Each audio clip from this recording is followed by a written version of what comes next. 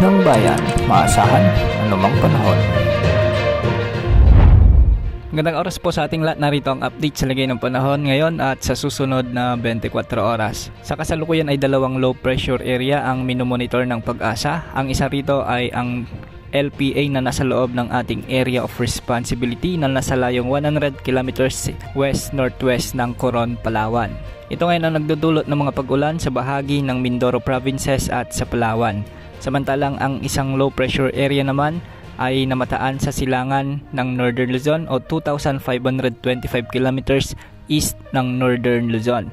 Ayon sa Pag-asa, mataas ang tsansa nitong mag-develop bilang bagyo sa mga susunod na oras o araw. Samantala, Intertropical Convergence Zone o ITZZ o ang banggaan ng malamig at mainit na hangin mula sa Northern at Southern Hemisphere naman ang nakakaapekto sa Metro Manila, Calabarzon, natitirang bahagi ng Mimaropa sa may Bicol region at ang buong Visayas. Kaya ang mga lugar na ito ay makakaranas ng maulap na kalangitan na may mga kalat-kalat na pagulan at pagkidlat, pagkulog.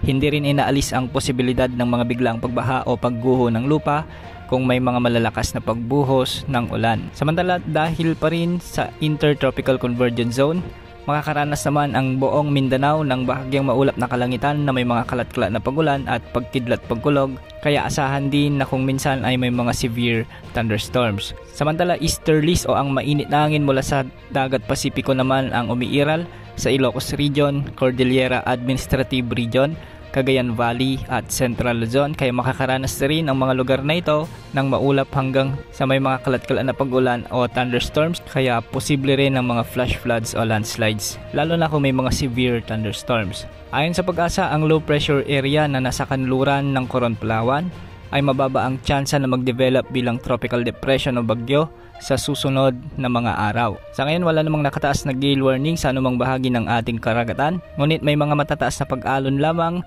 ang aasahan sa ilang bahagi ng Western Luzon at Eastern Visayas, kaya pinag-iingat pa rin natin ang ating mga kababayang mangingisda na pamalaot sa mga karagatang ito.